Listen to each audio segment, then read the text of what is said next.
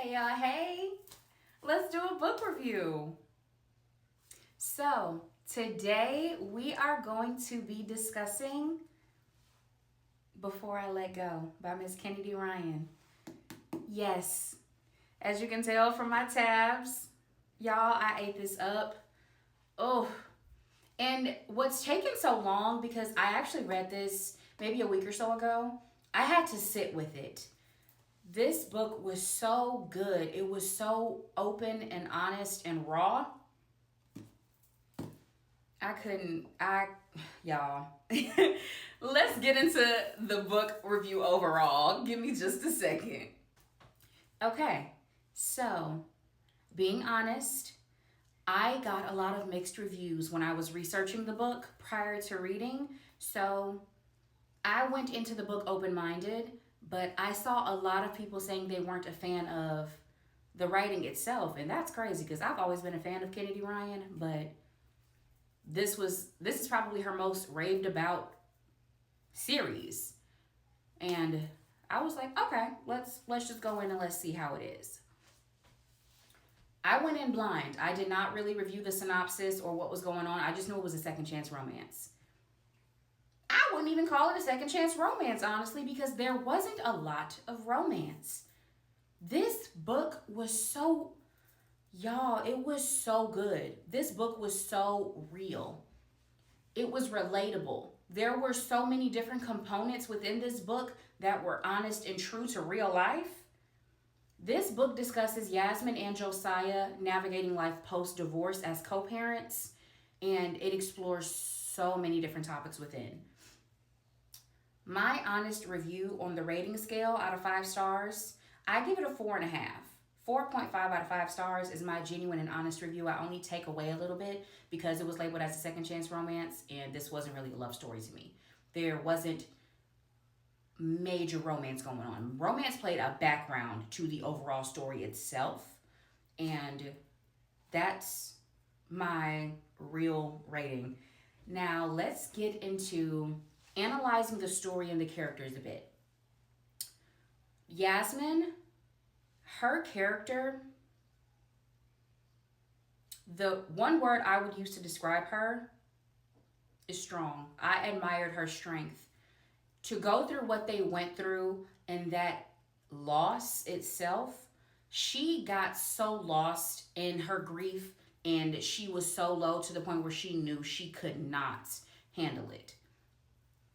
She knew that she needed help and she wouldn't drag anyone else down with her because she barely could get up and face another day. And that's very real.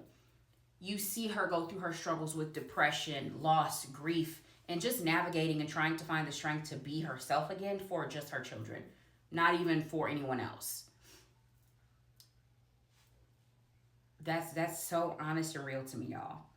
Now, Josiah, I wasn't a fan of his lack of consideration for therapy when Yasmin wanted it. Now, we know that that's very honest and real because a lot of black men, or a lot of men in general, they feel that way about therapy, that it won't help, that there's just that stigma around therapy and getting help all in all. But the fact that he went for his son instead of his wife at the time, I wasn't a big fan of that, but I still commend him for going. Granted, he started out just going for his son, but he ultimately found that it was helping him. And I loved that.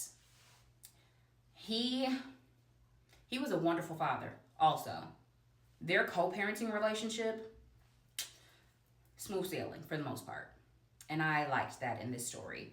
Now, Deja, their daughter, I understand everyone handles loss, grief, and just emotions differently, but being her parents, I feel like there were times where they should have corrected her and redirected instead of just letting her coast by.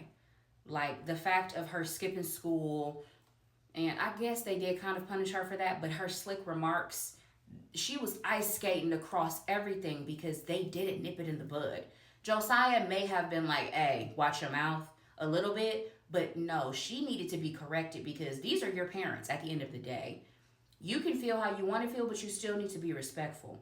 That's how I felt about it. And Kasim, that baby was so lost. And I don't say that in the terms of he just didn't know what to do. He didn't know how to vocalize how he felt after their loss. He's a genius. The baby is very, very educated, but he didn't know how to navigate his emotions and express like, hey, this is going on. I'm glad that his teacher did bring it to them and they got him the help that he needed because he was the fear of death and loss after losing those two close to him. I'm glad that their teacher really, really brought that to their attention and they got him the help that he needed. Because the youngest child, I know that sometimes they can just be like looked over, and I like that they got him the help that he needed. Now, that's how I feel about them as a family. Her friend group, I admired them. I wish that she was a little more open and honest with them from the beginning, but we take what we can, and they definitely are good friends. I can't wait to get into their stories in the book, because Soledad, sister, leave that man expeditiously. I believe she's actually the next book in the series, so I'm intrigued to see where that takes us. And the reason that I say this wasn't really a romance is because there were so many other components in the story that romance wasn't really present throughout all of it. This is a story of heartbreak, forgiveness, depression, grief, loss. The mental health focal point is kind of like, it's what drives this story to me. Now, yes, there is a little bit of like yearning in the story, but overall, this is the story of reconciliation and rebuilding, finding the strength to continue on and being open and honest. That is the main focal point to me within this story. And I believe that's the reason why I rated it so highly, because I'm not a second chance romance girly. I typically, if I'm being honest, I like a light romance book. I like fluffy romance. I like something where y'all meet, y'all date, y'all get y'all happily ever after. Baby, I hate a third act breakup. And the fact that we actually started post-divorce, post-breakup, it was different for me. And I loved it. This book was tragically yet beautifully written. It was open, it was honest, it was raw and real. This was very relatable to a lot of people in life. Not even thinking about like the divorce part, but dealing with loss, grief, forgiving, and rebuilding. That's very real for so many people in life. And Kennedy Ryan wrote this so beautifully. I loved it. All in all, my take is this isn't a love story, but the story itself is beautiful. It's refreshing. And I think you should read it. Realistically, I believe you should. Let me know in the comments how you guys are feeling. Thanks again for watching. Like and subscribe and share if your heart tells you to. Love y'all. Bye.